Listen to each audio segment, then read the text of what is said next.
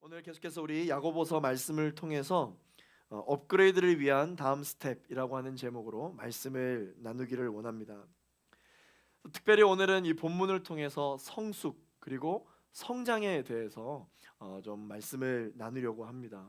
성장, 여러분 성장하는 것을 싫어하는 사람은 아무도 없을 것입니다. 그러나 성장 때문에 혹은 성숙이라고 하는 것 때문에 고민하고 또 마음 아파하는 경우도 많이 있습니다. 여러분 건강한 아이는 어떤 아이입니까? 쑥쑥 크는 아이입니다. 훌륭한 선수는 누구를 보고 이야기합니까? 날마다 기록을 갱신하는 선수를 훌륭한 선수라고 이야기하죠. 우리 갈렙 공동체는 청년부죠. 이 청년이라 하면 어떻습니까? 제가 사전을 찾아보니까 이 청년이라고 하는 세대는 인생의 절정을 향해 가장 왕성한 성장을 하는 세대다라고 이야기를 합니다. 그게 바로 청년 세대래요. 그런데 여러분, 이 겉모습만 보았을 때는 아무리 건강해 보이는 아이라 할지라도 어느 날부턴가 성장이 멈추면 그 아이는 지금은 건강할지 모르겠지만 의학적으로는 환자가 됩니다. 아무리 훌륭한 선수라 할지라도 기록 갱신이 멈추게 되면 은퇴를 하게 됩니다. 선수 생활을 그만둬야 하죠. 인생의 목표가 없고 비전이 없는 사람에게 청년답다라고 이야기를 하지는 않습니다. 예수 그리스도 이름으로 신앙생활하는 청년들을 더러 말씀에서는 새벽 이슬 같은 주의 청년이라고 이야기를 하죠. 우리 갈렙 청년 한 사람 한 사람 모두가 바로 주의 청년들입니다. 그렇다면 이 주의 청년이라 함은 오늘 말씀을 통해 또한 새롭게 거듭나기를 소망하는 우리 갈렙 청년 한 사람 한 사람, 우리는 어떤 사람일까요? 새벽의 이슬 같은 주의 청년들은 이런 사람들입니다. 날마다 매주 아니 매일 성장이 있는 사람들이에요. 계속해서 믿음의 치열한 경주를 치르는 사람들입니다. 나의 신앙생활에 있어서 가장 왕성한 성장을 날마다 사모하는 사람들, 그 사람들이 바로 새벽의 이슬 같은 주의 청년들입니다. 여러분 스스로를 한번 보십시오. 여러분들의 신앙생활에 성장이 있기를 사모하십니까? 우리 갈렙 공동체에 영적인 성숙과 영적인 성장이 있기를 여러분 사모하십니까? 아니면 성장하면 감사하고 아니어도 뭐 지금 이 정도 괜찮다라는 어떤 안주하고자 하는 그러한 영적인 태도가 혹시 나에게 존재하고 있지는 않는지 우리가 오늘 이 말씀 앞에서 한번 우리 스스로의 이 영성에 한번 도전을 해볼 수 있는 시간이 되기를 원합니다. 주의 청년다움, 이 주의 청년다움이 여러분에게 있습니까? 아니면 지금은 코로나이기 때문에 내가 무언가 영적으로 성장을 하기에는 여러 가지 제약이 되고 있으니 스스로 잠시 쉬고 계시는 분들이 혹시 계십니까? 그런데 여러분 이 성장을 멈춘다라고 하는 것은 그 상태로 잠시 휴식을 했다가 내가 다시 마음을 먹었을 때 다시 성장하는 거라고 이야기하지 않습니다. 성장이 멈추는 거를 뭐라고 이야기하냐면 정체기라고 이야기를 해요. 슬럼프라고 말합니다. 우리의 신앙생활도 마찬가지예요. 영적인 성장을 내가 잠시 멈춰야 되겠다, 잠시 사모하지 않아야 되겠다, 이 정도 만족해야 되겠다라고 하는 생각은 스스로를 슬럼프에 빠지게 할 수 있다라는 것이에요.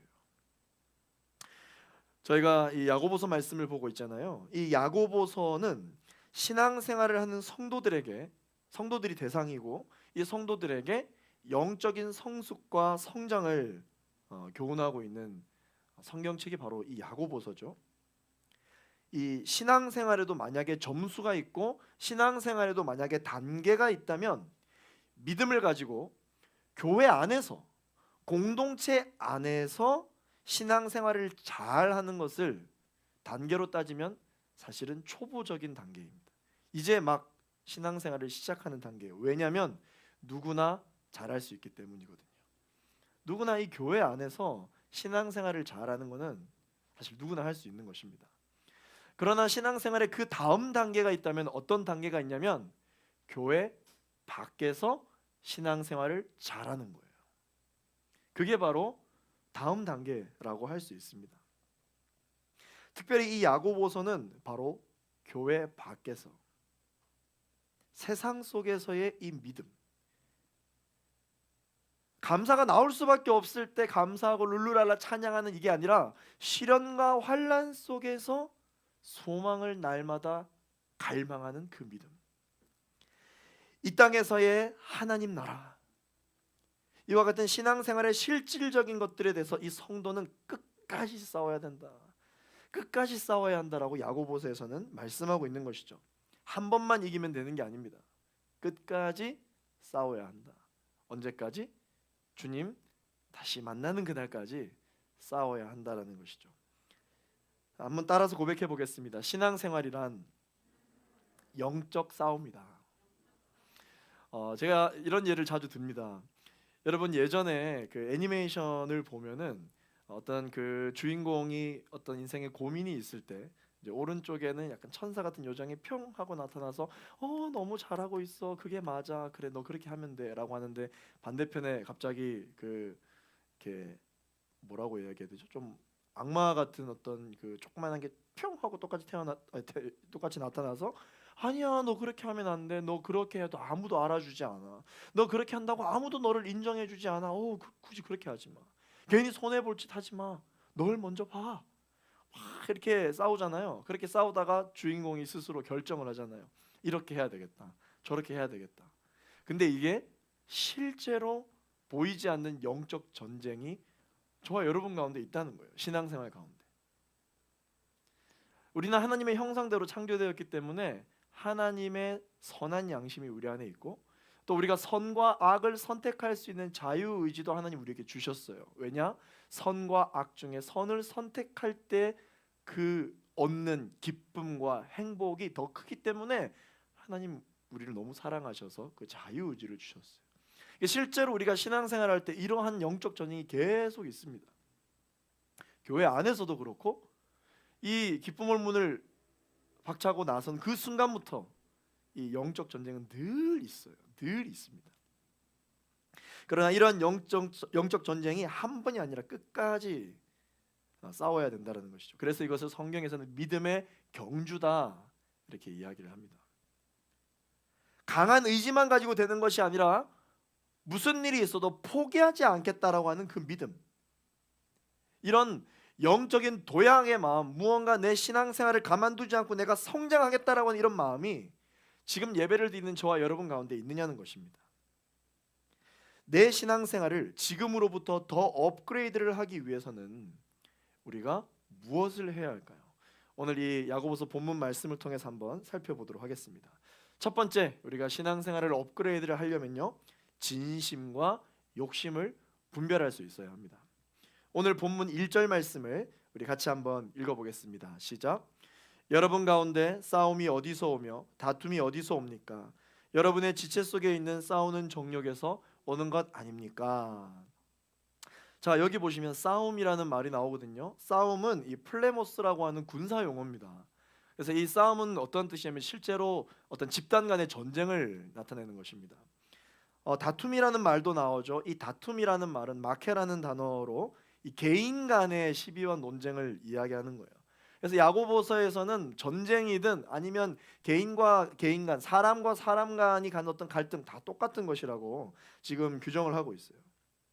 다시 말해서 오늘 본문 1절에서 말씀하시는 이 싸움과 다툼은 집단 간의 혹은 개인 간에 경험하는 모든 갈등과 분쟁을 포함하는 것이고요.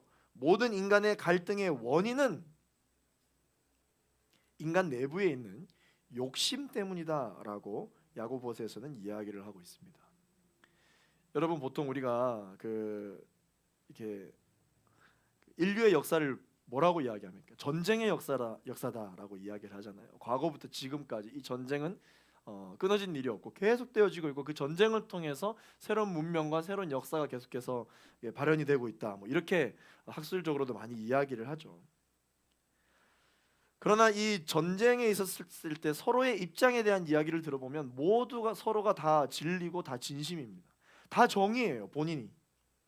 그러나 자신의 입장에서 정의와 합리적인 결정이 이것이다 라고 외치지만 결국 그 내면에는 진심이라기보다는 욕심이 어느 정도 자리 잡고 있다는 것이죠.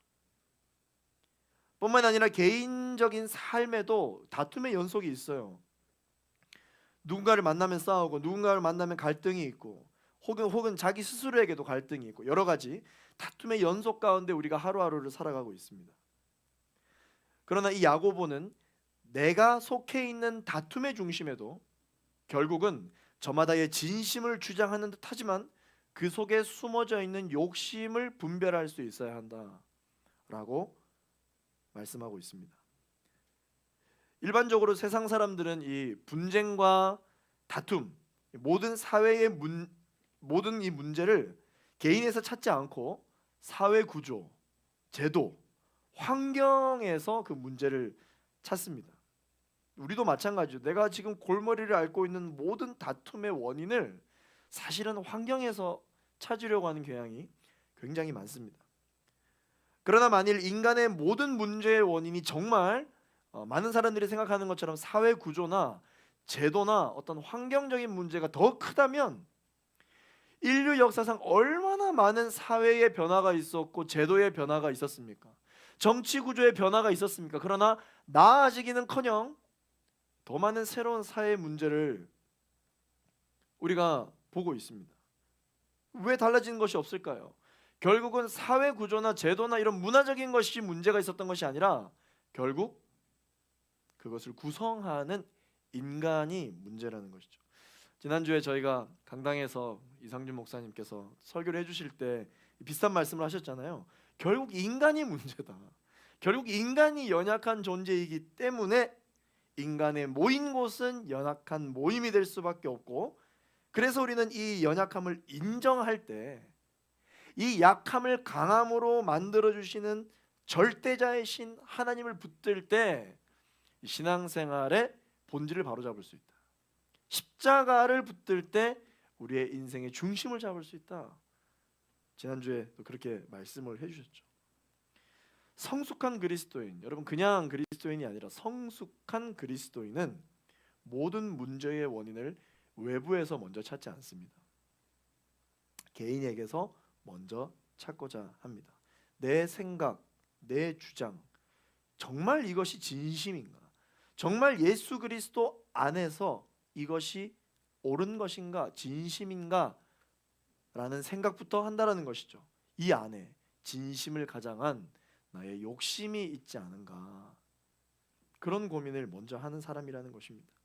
예수님께서도 이 누가복음 12장에서 형제간의 이 재산 문제를 다투는 논쟁에 대해서 어떻게 정치적으로, 어떻게 합리적으로 하는 것이 좋습니까? 라고 묻는 그 질문에 대해서 제도적인 문제, 어떤 재정적인 문제가 아니라 형제의 마음 속에 있는 탐심이 문제다라고 예수님이 그렇게 가르쳐 주시기도 하셨죠.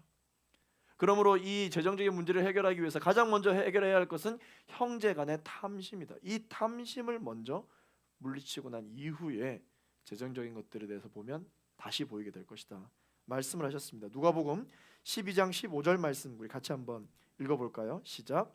그러고는 사람들에게 말씀하셨습니다. 너희는 조심해서 모든 탐욕을 삼가라.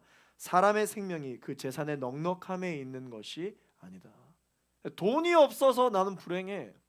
환경이 만들어지지 않아서 나는 내 삶이 넉넉하지 않아. 예수님이 말씀하시는 것이죠. 사람의 생명의 근원이 넉넉함에 있는 것이 아니다. 넉넉함에 있는 것이 아니다. 그래서 가진 자지만 불안하게 사는 사람이 있고 가지지 않았지만 행복하게 사는 사람들이 있습니다. 인간의 욕심은 모든 문제의 근본이 된다. 이 오늘 본문의 첫 번째 메시지입니다. 인간의 욕심이 모든 문제의 근본이 되기 때문에 바로 예수님께서 이 욕심의 문제를 해결하시기 위해서 십자가를 지신 것이죠. 그래서 예수님은 이 땅에 아무리 이상적인 환경과 제도, 직장 가운데 있다고 해도 근본 바탕이 되는 이 인간의 마음이 변화되지 않고서는 어떤 평화도, 어떤 문제 해결도, 구원도 경험할 수 없다. 그렇게 말씀을 해주셨습니다. 말씀 한번 볼까요? 잠언 4장 23절 말씀, 너무 잘 아는 말씀이죠. 같이 한번 읽어볼게요. 시작. 모든 지킬 만한 것 중에 더욱더 내 마음을 지키라. 생명의 근원이 이에서 남이니라. 아멘. 갈라디아서 5장 16절 말씀 읽습니다. 시작. 내가 이르노니 너희는 성령을 따라 행하라. 그리하면 육체의 욕심을 이루지 아니하리라. 성령과 육체의 욕심 계속 다툼이 있는 것이죠. 이 신앙생활이 뭐냐? 이 육체의 욕심과 성령의 이 성령을 따라 행하는 이거에 대한 이 끊임없는 밸런스 싸움에서 성령의 충만함으로 말미암아 하나님의 나라가 이기는 것. 이게 이제 신앙생활인 것이죠. 신앙생활인 것입니다. 우리 사랑하는 갈렙 청년 여러분, 우리가 골머리를 앓고 있는 싸움과 다툼이 혹시 지금 여러분들의 인생 가운데 있습니까? 이웃과 사랑의 사회의 변화를 외치기 이전에 우리 내면의 진심이 욕심으로 둔갑되지 않도록 여러분 복음과 말씀 안에서 이 문제를 직면할 때 우리는 영적 성장을 경험하게 될 줄로 믿습니다. 오늘 본문의 두 번째 메시지는 무엇이냐면요, 원하는 것을 얻으려면 탐내지 말고 구해야 한다라는 것입니다. 오늘 본문 2절 3절 읽어보겠습니다. 시작. 여러분이 욕심을 내도 얻지 못하고 살인하고 시기해도 얻을 수 없습니다. 여러분이 다투고 싸우지만 구하지 않기 때문에 얻지 못하는 것입니다. 그런데 구해도 얻지 못하는 것은 여러분이 정욕에 쓰려고 잘못된 동기로 구하기 때문입니다. 오늘 방금 읽었던 2절 3절 말씀에서 우리가 두 가지 포인트를 볼 거예요. 첫 번째는 무엇이냐면 구하지 않는다. 두 번째는 구했으나 잘못 구했다라는 것이죠. 여기서 구한다라는 것은 기도를 말하는 거예요. 기도. 저와 여러분들이 신앙생활하면서 절대 빼놓을 수 없는 게 기도죠. 이 기도의 두 가지 포인트를 야고보가 지적을 하고 있는데, 첫 번째는 기도를 안 한다. 두 번째는 기도를 하지만 잘못된 내용으로 기도를 하고 있다. 이거죠. 아까 계속해서 이 영적 신앙생활에 있어서의 보이지 않는 영적인 밸런스를 제가 이야기했었는데, 신앙생활하는 사람들 중에서도 이 욕심에 지배당하는 그리스도인들이 있어요. 그리스도인들 중에서도 욕심에 지배당하는 그리스도인들. 이 욕심의 지배를 당하는 그리스도인들은 살면서 그들의 삶 속에 갈등이 끊이지 않습니다. 갈등이 끊이지 않아요. 제가 여러분 못 본 2, 3주 동안 아팠잖아요. 이 육신이 연약해지니까 마음도 연약해지거든요. 나름 신앙생활 잘하니까 목사하는 거 아니겠습니까? 근데 뭐 신앙생활을 잘한다 셈 치더라도 제가 이 육신이 연약해지니까 마음이 너무 강팍해지는 거예요. 마음이 진짜 강팍해졌어요. 제가 제 자신에게 놀랄 정도로. 늘 하나님께 감사해야 된다. 특별히 전 오늘도 시련과 환난 속에서 소망을 이야기하고 있지만 정작 저라는 사람은 어땠을까요? 그래도 목사님은 시련과 환난 속에서 늘 소망을 붙드시는 분이겠지. 죄송합니다. 저도 아프니까 어쩔 수가 없더라고요. 얼마나 제가 하나님한테 원망과 욕을 많이 했는지 모릅니다. 제 기도 제목을 또 이렇게 순장님들을 통해서 공유 받으신 분들은 아시겠지만 여러분, 제가 보는 눈앞에서 우리 애가 숨이 멎는 거를 봤는데 얼마나 제가 원망하는 마음이 많이 들었는지 모릅니다. 이런 상황 속에서 감사를 해야 하는데 자, 알긴 알겠는데 그게 잘 안 되더라고요. 결국 이 선과 악, 이 성령과 제 욕심, 제 개인적인 것의 이 싸움에서 성령이 없었던 게 아닙니다. 그러나 욕심이 더 커지고 욕심의 지배를 당하게 되다 보니까 결과물이 어떻게 나오느냐는 거예요.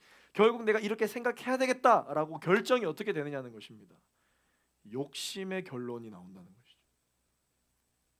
내 인생에 성령이 없었냐, 내 인생에 하나님의 역사하심이 없었냐, 그게 아니었어요. 있었으나 밸런스 싸움에서 진 거죠. 원망을 해야겠다라고 영혼이 결정을 하는 거예요. 그렇게 부끄러운 2주를 보냈습니다. 아프면 그렇게 되더라고요.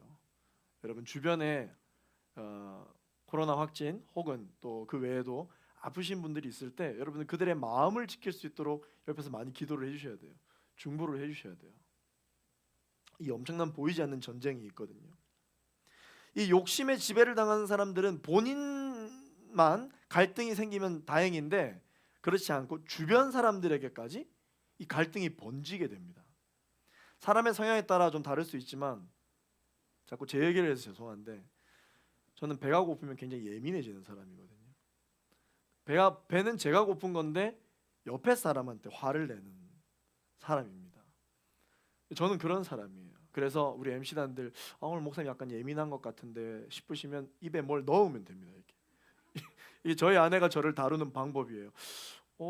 당신 오늘 조금 예민한 것 같아. 이렇게 입에 뭘 넣죠. 그러면 뭔가 선한 결론이 나와요. 네. 이 번진다는 것입니다. 부정적인 것들이. 사람이 모두가 같은 것을 추구하다가 보면은 결국은 어떤 사람이 생깁니까? 그 추구하던 사람이 많이 가진 사람이 생기고 적게 가지는 사람들이 생기죠. 어쩔 수 없습니다. 우리가 사는 이 세상은 3차원적인 세상이기 때문에 많고 적음과 크고 작음이 있을 수밖에 없는 세상이에요. 하나님 나라는 그런 차원적인 설명으로 할 수 없는 나라이기 때문에 크고 작고 많다 적음이 없을 수 있겠죠. 그러나 이 땅에 살 때는 어쩔 수 없습니다. 그런 기준이 있습니다. 그렇기 때문에 늘 갈등이 있는 것이죠. 너나 할 것 없이 모든 사람은 이 돈을 좋아합니다. 돈을 가지고 싶어 하죠. 그러나 이 자기 안에서 욕심이 해결되지 않으면 어떻게 되냐면 필요한 돈을 원하는 게 아니라 많은 돈을 원하게 돼 있어요. 욕심이 컨트롤이 안 되면 그렇게 되는 것이죠. 그래서 별로 필요하지도 않으면서 많은 돈을 원하다 보니 나보다 더 많이 가진 사람에 대해서 혹은 내가 돈을 가지게 될 때 무언가 나를 방해하는 사람에 대해서 서로 짓밟고 경쟁자를 어떤 수단과 방법을 동원해서라도 제거하려고 합니다. 하찮은 물건 때문에 사람을 죽이기도 하고 갖고 싶은 것이 생기면 다른 사람에게 해를 가하는 것에 대하여 이순이 망설임 없이 하게 돼요. 이게 사람입니다. 사람. 목사님 이런 일들은 사실 안 믿는 사람이나 좀 신앙적으로 성숙하지 않은 사람들, 사악한 사람들이나 이런 생각을 하죠. 돈 때문에 누굴 죽이고 돈 때문에 제거하려고 하고 이런 생각들 말이죠. 굉장히 악하잖아요. 그럼 여러분 성경을 보시면 하나님을 잘 믿던 다윗도 욕심에 사로잡히자 어떤 죄를 지었습니까? 밧세바라고 하는 여인을 소유하기를 원했어요. 욕심이 생겼어요. 그랬더니 그 사실이 발각될까 봐 충성스러운 신하 우리아를 전쟁 사주로 내몰아 죽게 만드는 죄를 짓고 말았죠. 안 믿는 사람이 지은 죄가 아닙니다. 하나님을 잘 믿던 다윗이 욕심에 사로잡히게 되니까 지은 죄예요. 아합 왕은 어땠습니까? 나붓의 포도원에 욕심을 가지기 시작했어요. 그랬더니 그렇게 하나님의 예배를 중요시 여겼던 사람도 그 나붓을 돌로 쳐 죽였습니다. 인류의 첫 죄악이 뭐예요? 이 선악과를 따먹은 죄잖아요. 이게 뭡니까? 보암직도 하고 탐스럽기도 하고 욕심이 저 선악과를 먹어야 되겠다라는 욕심이 생겼습니다. 이 욕심의 지배를 당하게 되자 어땠습니까? 거짓말하게 되고 사랑하는 사람마저도 해코지하게 되죠. 야고보서 1장 15절 말씀 보겠습니다. 욕심의 특징이 나오거든요. 1장 15절 읽어보겠습니다. 시작. 욕심이 잉태의 죄를 낳고 죄가 자라 사망을 낳습니다. 결국 욕심이 무엇까지 갑니까? 사망까지 가게 된다. 결국 우리의 죄로 인하여 우리는 사망에 이르게 되는데 이 사망은 욕심에서부터 시작된 거라고 말씀은 이야기하고 있는 거예요. 이 어린 자녀가 서로의 이 형제가 있는데 서로의 장난감을 타며 싸우고 있다고 생각해 보십시오. 내 거야, 내 거야, 내 거야 막 싸우고 있다고 한번 생각해 보세요. 그걸 이제 바라보고 있는 부모의 마음이 어떨 것 같아요? 그러나 아무리 얘기해도 애들은 부모의 심정을 잘 모르죠. 그런데 여러분 우리가 기억해야 할 사실이 있습니다. 그것이 무엇이냐면 부모는 어린 자녀가 실제로 지금 필요로 하는 모든 것을 갖고 있어요. 모든 것을 다 갖고 있습니다. 아이가 이거 없으면 죽을 것처럼 막 내 거야라고 막 그렇게 때를 써도 그것을 바라보는 부모의 마음은 없어서 못 주는 게 아니라 그걸 가지고 생떼를 쓰고 있는 이 자녀의 태도를 보고 안타깝게 여기는 시선이 부모의 시선인 것이죠. 그래서 부모는 어떤 마음을 갖고 있습니까? 우리 아이가 필요한 것이 있으면 싸우지 말고, 필요한 것이 있으면 다투지 말고 부모에게로 와서 도와주세요, 달라고 이야기를 하면 좋을 것을, 그러면 해결될 것을 서로 걸 빼앗으려고 막 다투기를 합니다. 더 마음 아픈 건 뭐냐면, 그러한 치열한 싸움을 했음에도 불구하고 때로는 원하는 것을 아이가 얻기는커녕 더 큰 서로 상처만 안고 상황이 종료될 때가 있다는 것이죠. 신앙생활도 이럴 때가 있습니다. 원하는 것이 있을 때 우리의 참 부모 대신, 우리의 아버지 대신 하나님께 가서 구하면 되는 것인데 때를 씁니다. 싸웁니다. 다투기까지 해요. 야고보서는 뭐라고 이야기하냐면, 이러한 신앙의 행태를 어린 신앙이다, 유아기적인 신앙이다. 성숙한 그리스도인들이여 이러한 유아기적 신앙에서 탈피해야 한다. 이것이 야고보에서 이야기하는 것입니다. 그리스도인들에게는 성숙과 성장이 필요하다. 철든 자녀가 어떤 모습입니까? 이해는 안 돼도 부모의 심정을 이해하려고 애쓰는 모습이 어때요?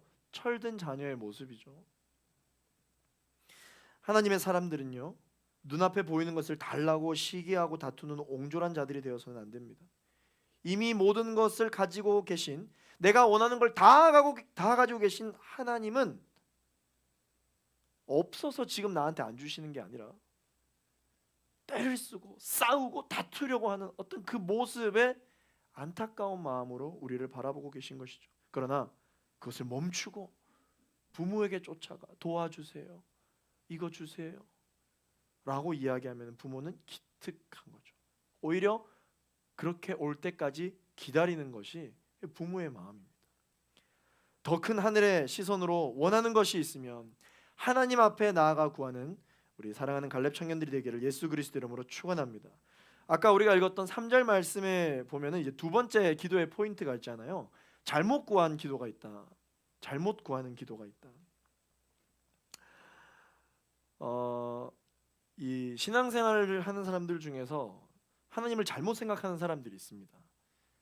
구하면 주실 것이라고 얘기했으니 내가 원하는 걸 이야기하면 다 주는, 마치 요술램프 지니어 같은 하나님, 뚝딱하면 바로 원하는 게 뿅 하고 나타나는 도깨비 방망이와 같은 하나님, 그런 하나님으로 생각하는 경우가 있습니다. 그래서 이 기도를 하나님과 대화를 나누는 인격적인 시간으로 가져가야 되는데, 기도를 투쟁의 시간으로 가져가는 사람들이 있어요. 투쟁. 머리띠 두르고 으아 달라 줄 때까지 아무것도 안 먹겠다, 금식 투쟁을 하시는 분들이 간혹 있습니다. 여러분, 하나님은 어떤 분이시냐? 우리의 필요를 채워주시는 분이시지 욕심을 채워주시는 분이 아니십니다. 기도가 무엇이냐? 기도는 하나님의 뜻을 이루기 위함이지 내 뜻을 이루기 위해 하는 것이 아니라는 사실을 여러분 기억하시기를 바랍니다. 우리가 기도할 때 마지막에 누구의 이름으로 기도해요? 예수님의 이름으로 기도하잖아요. 내 이름으로 기도할 거였으면 내 생각 내 방법 쫙 나열해 놓고 마지막에 내 이름으로 사인을 해야죠. 그런데 기도하는 것, 기도 내용 다 해놓고 예수님의 이름으로 서명을 하는 이유가 무엇입니까? 대리 서명을 할 때 여러분 어떻게 해야 돼요? 내가 사인하는 이 사람의 생각과 내 생각이 어때야 돼요? 같아야 합니다. 다른데 사인한다? 이건 완전 사기죠, 사기. 우리가 기도를 할 때 마지막 예수님의 이름으로 기도하는 이유는 예수님이 생각하시는 바 나도 동의한다, 예수님이 가지고 계신 그 계획에 나도 동의한다, 그런 의미에서 우리가 예수 그리스도 이름으로 기도합니다, 아멘 하는 것입니다. 그런데 예수님의 이름을 도용해서 기도하려는 기도가 실제 있다는 것이죠. 우리의 기도는 하나님 나라에 초점이 맞춰져 있어야 되는데 하나님 나라에는 관심이 없고 내 나라 건설에 치중되어 있는 고백은 사실 기도가 아니라 주술입니다. 주술.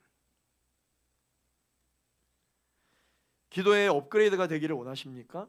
기도는 투쟁이 아닙니다. 기도는 교제입니다. 원하는 것을 얻기 위해 무릎부터 꿇을 것이 아니라 먼저 우리 마음을 살필 수 있어야 합니다. 투쟁은 어때요? 이미 본인이 얻기를 원하는 답을 다 가지고 있어요. 그래서 이걸 달라고 하는 게 투쟁입니다. 그러나 여러분 생각해 보십시오. 내가 누군가와 어떤 의논을 하고 좀 회의를 하려고 갔는데 이미 그 사람은 자기가 원하는 것을 다 시나리오를 짜놓고 자기가 원하는 답을 다 정해놓고 여러분들 만나서 전략적으로 이야기를 한다고 생각해 보세요. 일단 기분이 안 좋아. 기분이 별로 안 좋습니다. 특별히 여러분 이 연인 사이에서 답을 다 정해놓고 이야기를 한다고 생각해 보십시오. 그 결론이 좋지 않습니다. 제 경험담입니다. 결론이 좋지 않아요. 내가 이 대답이 나오게끔 하고 이야기를 시작해야 되겠다. 바보가 아닙니다, 여러분. 사람들은 다 알아요. 하물며 하나님께 기도하는 기도가 어떻겠습니까, 여러분?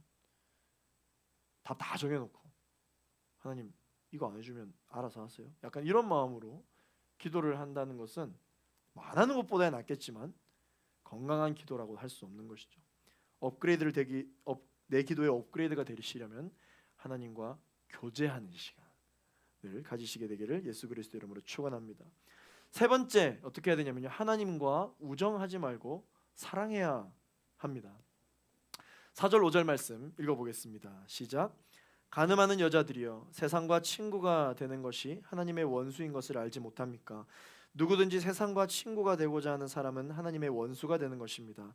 여러분은 여러분 안에 계신 성령께서 시기하기까지 사모하신다고 한 성경 말씀을 헛된 것으로 생각합니까? 아멘. 야고보서에서는 굉장히 단호하게 이 야고보 성향이 여기서 나와요. 야고보의 이 성향이 뭐 이야기할 때 우회적으로 이야기하지 않고 굉장히 직설적으로 이야기합니다. 여기 4절에 보면은 간음하는 여자들이요라고 이야기를 하고 있습니다.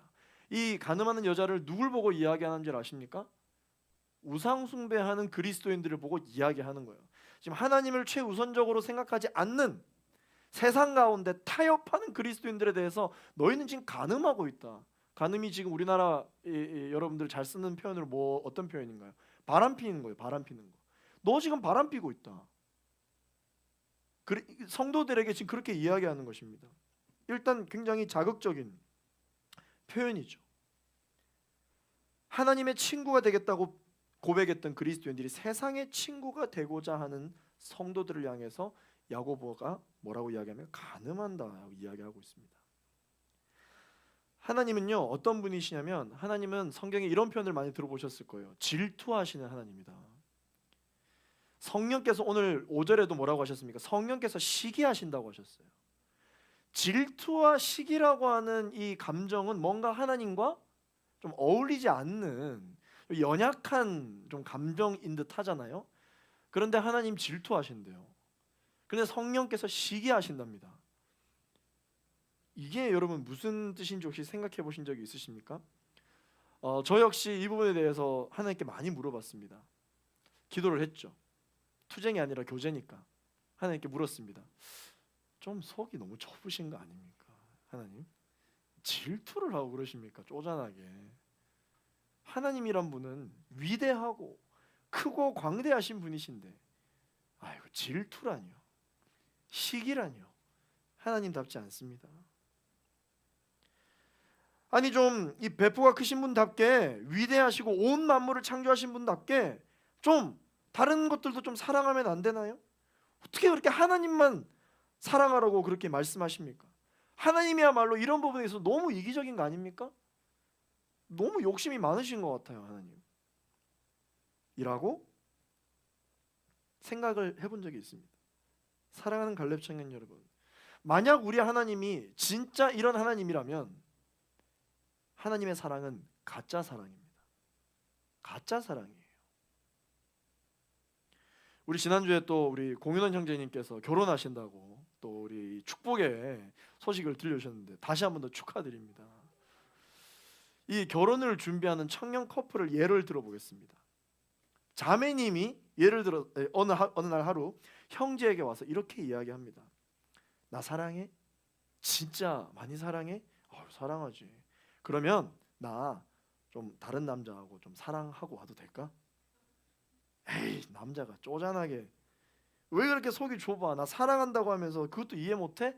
질투해? 왜 이렇게 남자답지 못해? 모든 걸 좀 이해할 수 있어야지. 이 관계에 대해서 여러분 어떻게 생각하십니까?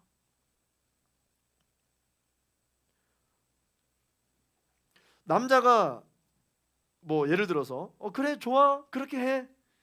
남자가 그렇지 나는 뭐 너를 너무 사랑하니까 그렇게 해도 돼. 너 그렇게 원한다면 그렇게 해. 다른 남자도 가서 좀 사랑하고 와. 다른 남자들한테도 가서 좀 연애를 좀 누리고 와. 이왕이면 많은 남자를 사랑하는 게 좋겠어. 갔다 와. 내가 좀 도와줄까? 이렇게 이야기하는 남자친구가 있다고 한번 생각해 보십시오. 뭐 하는 짓입니까 이게? 이게 과연 정말 그 여자를 사랑한다고 할 수 있나요? 우정은 가능합니다. 우정은 가능해요. 다른 좋은 친구들과 두루두루 사귀는 거 너무 좋죠. 그러나 사랑하는 관계라면 용납이 안 되는 거죠. 그거는 말이 안 됩니다. 사랑은 두 사람이서 하는 거예요. 그리스도인들을 보고 뭐라고 이야기합니까? 나는 그리스도의 신부. 나는 예수 그리스도의 신부. 근데 신랑이 많아. 이거는 문제가 있는 것이죠. 과연 건강한 사랑이라고 할 수 있을까요? 사랑하는 갈렙청 여러분 하나님을 사랑하십니까? 하나님은 여러분을 진짜 너무 사랑하세요. 우리 갈렙 공동체를 너무 사랑하십니다. 그렇기 때문에 질투하시는 거예요. 그렇기 때문에 성령께서 시기 하신다고 하신 거예요. 마지막으로 네 번째 업그레이드 하려면 어떻게 해야 됩니까? 겸손해야 합니다. 6절 말씀 읽어보겠습니다. 시작.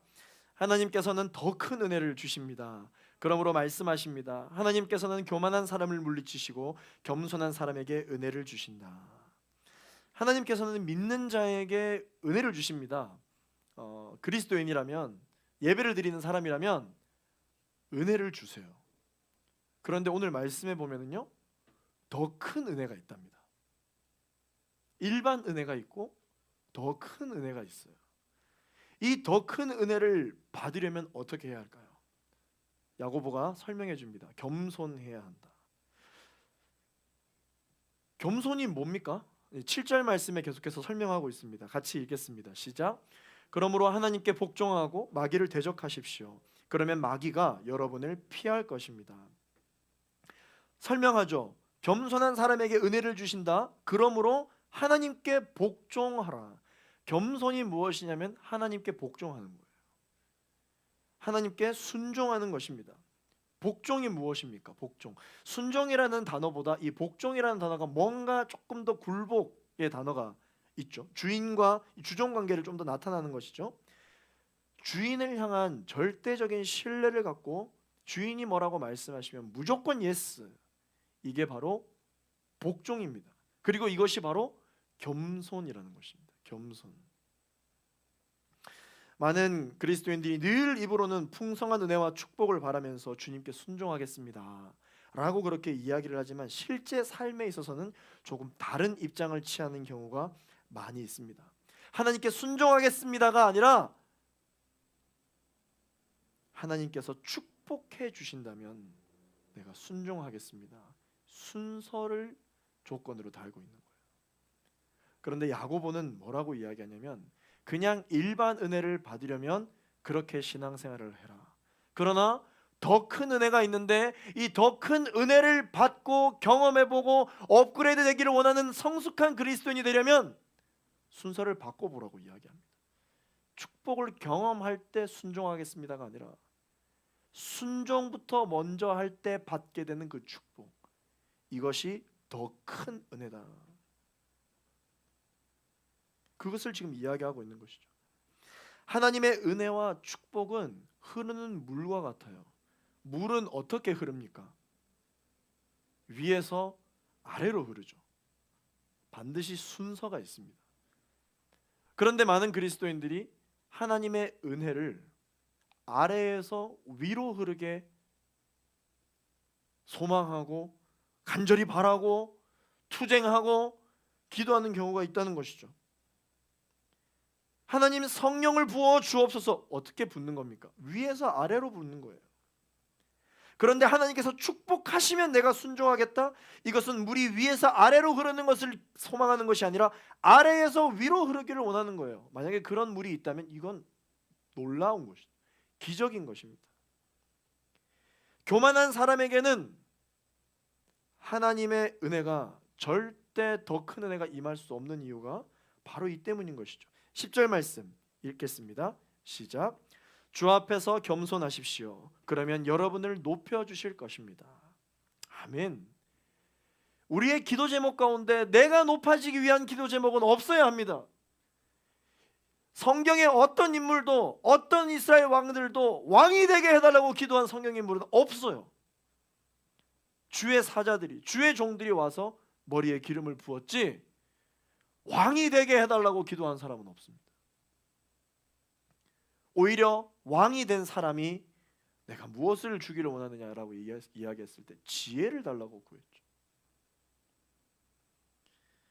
우리가 구해야 할 것은 높은 자리가 아닙니다. 우리가 구해야 할 것은 겸손인 줄로 믿습니다. 저는 오늘 여러분들에게 도전하기를 원합니다. 이해되지 않는 하나님의 말씀과 섭리에 대해서 한번 이야기하려고 해요. 겸손한 종의 태도가 뭘까요? 예를 들어서 여러분 뭐 이해하기 쉽도록 우리 조선시대 우리 한민족에게도 이런 주종 관계가 있었으니까 이해하기 쉬울 거예요. 주인이 종을 부릅니다. 종에게 너 이거 누구한테 좀 전달하고 와. 이렇게 한마디 했는데 예 안 하고 왜요? 아니 지금 이 시간에 가면 저는 뭐 잠을 자지 말란 말입니까? 아니 저는 뭐 추가 수당 주시나요? 이런 이야기를 뭐 요즘에서야 할 수 있지만 옛날에 그런 이야기를 주종 관계를 하겠다고 이 협약이 돼 있는 상태에서 그런 얘기를 했다고 생각해 봅시다. 곱게 가진 않겠죠? 그렇죠? 네, 뭐 그죠? 막 난리 날 겁니다. 여러분, 저는 오늘 이 야고보의 성향과 같이 좀 강하게 이야기하기를 원해요. 때로는 하나님께서 우리에게 이해할 수 없도록 이끄실 때가 있습니다.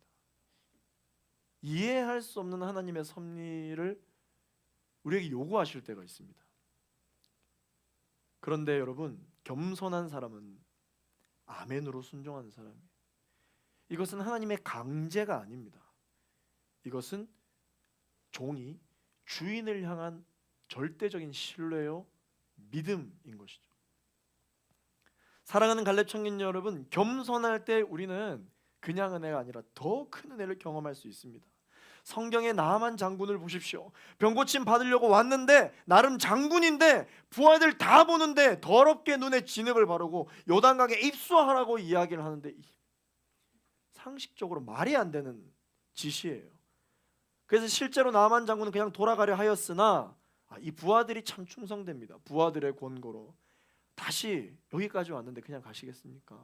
이해가 안 돼도 우리 한번 순종해 봅시다. 순종했죠. 입수했습니다. 그랬더니 말도 안 되게 나병으로 썩어가던 자신의 몸이 어린아이의 살처럼 깨끗해지는 더 큰 은혜를 경험하게 된 것이죠. 밤새도록 빈 그물만 건져 올리던 베드로는 어떻습니까?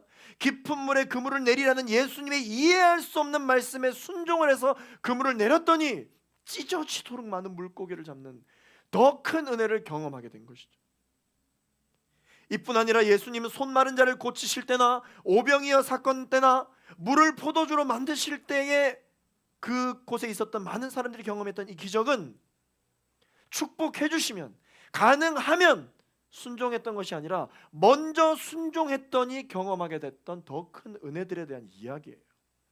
실제 오병이어 사건이 여러분들의 인생 가운데 경험되어지기를 소망하십니까? 병든 자들이 고침받는 그 기적의 사건을 여러분들 삶 가운데 경험하기를 원하십니까? 야고보는 이야기하고 있어요. 그렇다면 더 큰 은혜를 사모하라. 그렇다면 순종이 먼저다. 사랑하는 갈렙 청년 여러분, 오늘 이 말씀이 주는 영적인 메시지가 무엇입니까? 하나님의 더 큰 은혜를 받기 위해서는 우리의 태도에 달려 있다는 것이죠. 입으로 기도 많이 해보셨습니까? 그렇다면 이제는 믿음과 겸손함으로 복종하고 순종함으로 첫 발을 내디뎌 보시기를 바랍니다. 모세가 홍해 앞에 섰을 때 막 기도를 했더니 홍해가 살짝 갈라지는 것을 보고 오 이거 되네? 쫙 이렇게 했습니까? 아니요. 절대 갈라지지 않을 것만 같은 깊고 깊은 홍해가 있었으나 말씀을 의지하고 지팡이를 들었더니 홍해가 갈라진 것입니다. 첫 발걸음이 중요한 것이에요. 태도가 중요한 것입니다. 말씀을 맺겠습니다. 오늘 11절 12절 말씀 읽고 기도하겠습니다. 11절 12절 읽습니다. 시작. 형제들이여 서로 비방하지 마십시오. 형제를 비방하거나 자기 형제를 판단하는 사람은 율법을 비방하고 판단하는 것입니다. 당신이 율법을 판단한다면 당신은 율법을 행하는 사람이 아니라 심판하는 사람입니다. 율법을 주신 이와 심판하시는 이는 오직 한 분이십니다. 그분은 능히 구원하시기도 하시고 멸망시키기도 하시는 분입니다. 그런데 이웃을 판단하는 당신은 누구입니까? 아멘. 이 말씀으로 야고보는 오늘의 본문을 마무리하고 있어요.